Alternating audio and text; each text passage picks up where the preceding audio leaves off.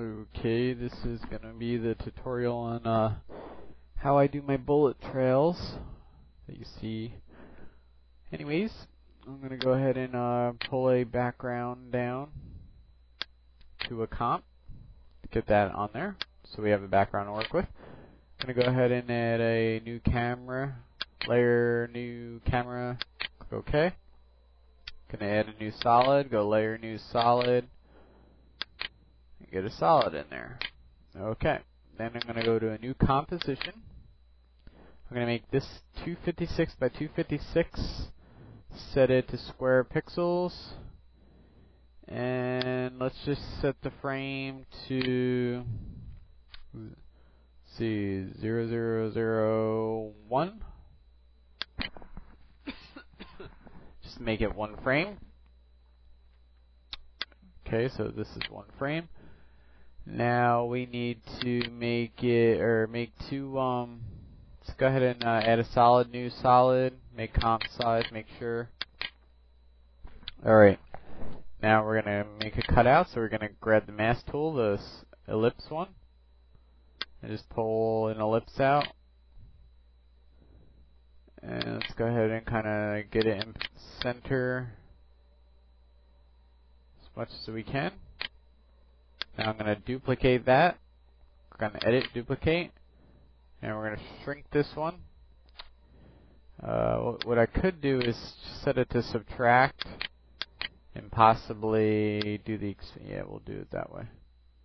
Do expansion on that. We'll just bring it on a negative value. Say about there. That'll work. Change the feather. So we have a soft edge to it, and also change the feather on the other mask. So we have a soft edge on that. Just like that, that'll work. Okay, let's add an effect to that. Put a noise, fractal noise. And let's change, wonder that might work.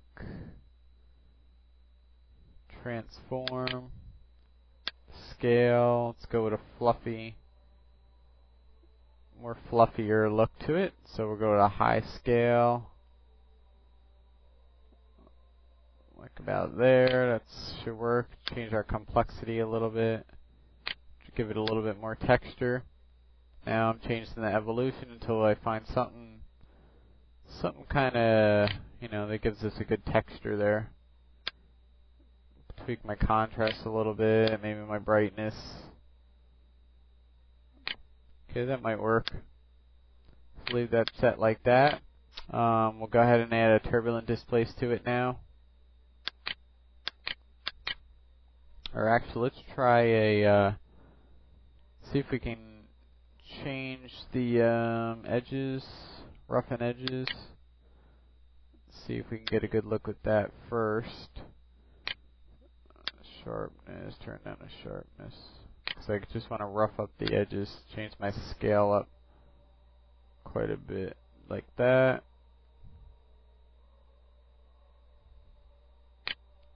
That may work just fine.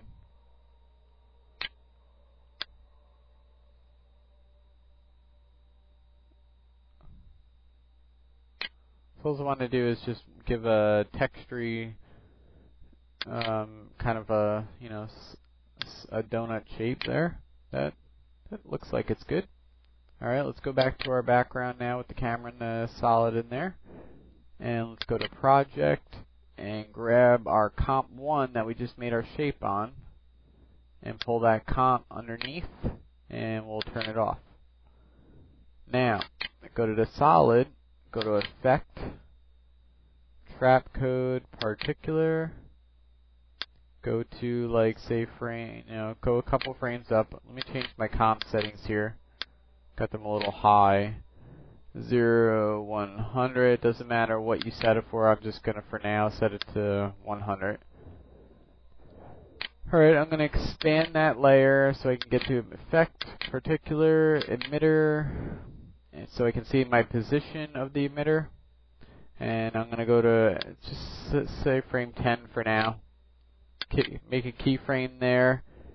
I'm going to pull it on the negative value just so I can bring it back towards the camera.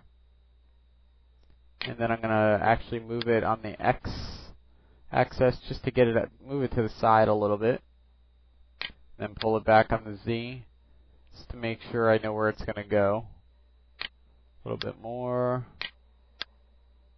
Like that. Okay, so it's past the camera. There's my first keyframe. Then I'll go up a few keyframes and just have it go where I want it to go, wherever I want it to go. Say there.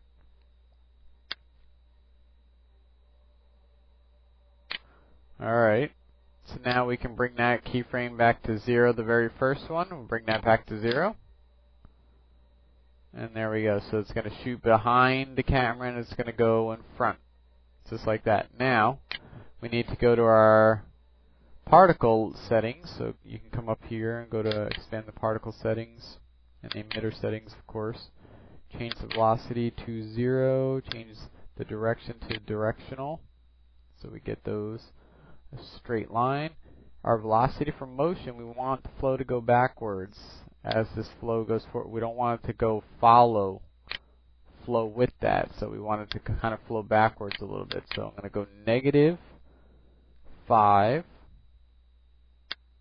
and this way it flows and it gives that flowing like it's flowing backwards.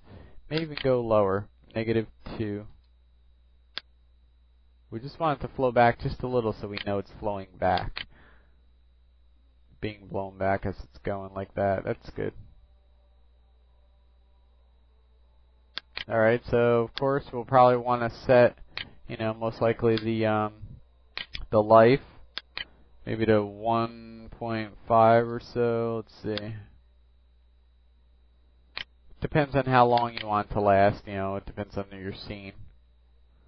If you want a long trails or short trails. Alright, let's set it for 1. See how that looks. Okay, I think that'll work. Alright, that's good. Now, let's go and adjust our particles per second up until we kind of fill it in a little bit. And we can change our particle type to custom colorize, I guess for now. And set the layer to the comp1, which is our shape that we made. And set current time to start birth at loop. Start at birth loop. Alright, that's gonna work. Okay, so what it's doing is taking that shape and creating that shape for our trail. Now, and as you can see, it looks like little smoky little things. Alright, so that should work. Life random. You can change the random life if you want, but let's just leave that to 0 for now. Custom fill, no. We'll just leave it a custom colorize. Okay.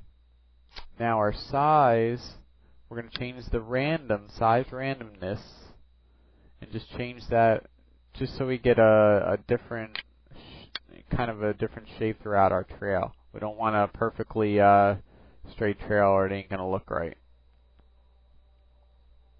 Okay, that looks kind of good. Let's go with a smaller size though.